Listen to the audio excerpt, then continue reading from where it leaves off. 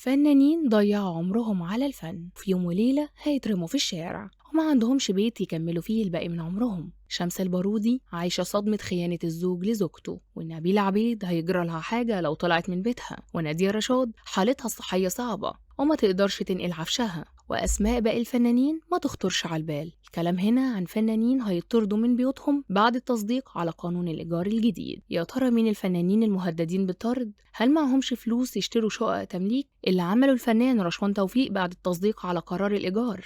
تعالوا أقول لكم التفاصيل كاملة في الفيديو ده، بس خليكم متابعين معايا للنهاية. مين كان يصدق إن الفنانين اللي كانوا بيلعبوا بالفلوس لعب، وكل يومين مسافرين دولة مختلفة عن التانية، وبيتفسحوا في أغلى وأفخم الأماكن، وفي يوم وليلة ما يبقاش عندهم بيت يكملوا فيه الباقي من عمرهم؟ وده لأنهم طول العمر عايشين في إيجار قديم، وبعد التصديق على القرار الجديد بقى وضعهم صعب. وطبعا فكرة إنك تطلع فنان دلوقتي من بيته اللي اتربى فيه وعمل ذكريات حياته كلها فيه صعبة جدا، زي مثلا الفنانة نبيلة عبيد اللي يعيني عليها أول ما سمعت القرار حصل لها انهيار عصبي وما كانتش قادرة تسيطر على نفسها، وطلعت تستغيث بالناس وقالت كلام حقيقي يوجع القلب. وهو حرام يا جماعة؟ عايزين ياخدوا شقتي اللي عشت فيها عمري كله ومليانة ذكرياتي وريحة أمي، وكمان كل تكريماتي والحاجات اللي تخص مشواري الفني. ليه جايين تعملوا كده معايا؟ ده أنا لا خلفت ولا اتجوزت، بالله عليكم رعوني وزودوا الإيجار ماشي، إنما ما تطلعونيش منها. أما الفنانة شمس البارودي فدي حالتها مفيش أصعب منها،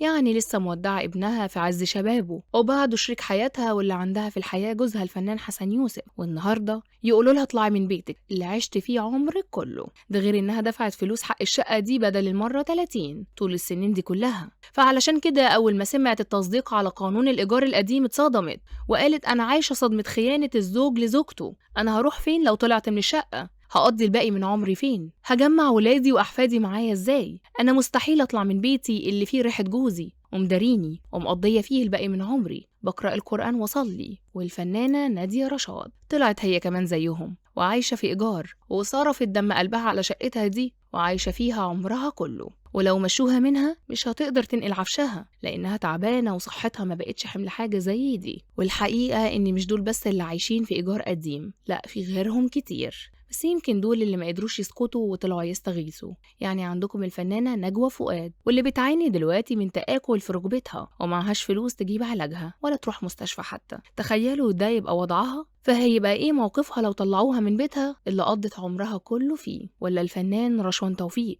اللي ما كانش راضي يغير ديكور شقته رغم ان معاه ملايين، بس علشان مرتبط بكل حاجة فيها وكل ركن فيها ليه ذكريات، فده هيعمل ايه لو خدوا منه شقته؟ وكمان الفنانة سلوى خطاب وأحمد الحلواني ولبلبة، أيوة لبلبة عايشة في إيجار قديم لحد النهاردة، وهي ما شاء الله وضعها المادي كويس ولسه بتمثل لحد النهاردة وبتاخد أدوار كبيرة على عكس التانيين اللي في منهم اعتزل واللي ما بياخدش غير كل فين وفين دور، بس برضه ما تقدرش تطلع من بيتها. السؤال هنا، هل ممكن فنان منهم يضطر يعيش في دار مسنين؟